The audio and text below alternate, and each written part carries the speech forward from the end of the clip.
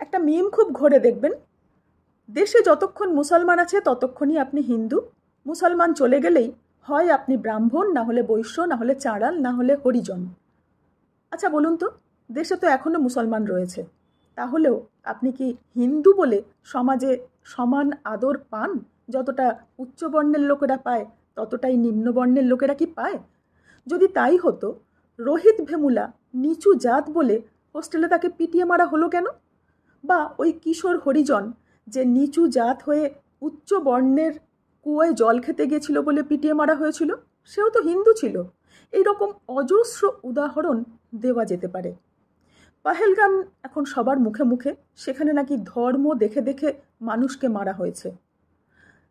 সাধারণ মানুষ যারা দিন আনে দিন খায়, যাদের দিন গুজরান করতে মাথার ঘাম পায়ে ফেলতে হয়, তারা কিন্তু সন্ত্রাস, আতঙ্ক, যুদ্ধ এসব কিচ্ছু চায় না। তারা শান্তিতে জীবনযাপন করতে চায়।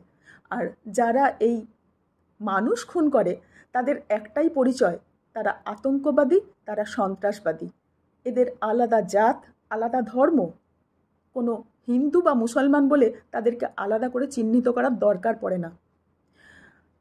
আপনারা দেখেছেন, কোনো পশু পাখি যখন বিপদে পড়ে বা মারা যায়, তাদের পাশে তাদের স্বজাতীয় সেই পশু বা পাখি ঘিরে ধরে তাদেরকে, তাদের বিপদ থেকে উদ্ধার করার চেষ্টা করে। কেউ মারা গেলে সবাই এসে তার পাশে দাঁড়ায়, শোক জ্ঞাপন করে। কুকুরই হোক, কাকই হোক, যে কোনো পাখিই হোক, বা হনুমানই হোক। আমরা তো সেটাও হতে পারিনি। আমরা কেউ মারা গেলে আগে দেখি তার কোন জাত, কোন ধর্ম, তবে তার পাশে আমরা দাঁড়াই। মানবিকতা তো অনেক হলো। আপনার মনে হয় না এবার বোধহয় আমাদের পাশবিক হওয়ার সময় এসেছে? আমরা একটু পশুর মতো হতে চেষ্টা করি। কেউ মারা গেলে তার ধর্ম, তার জাত না দেখে মানুষ হিসেবে তাকে বিচার করি, তার পাশে দাঁড়াই।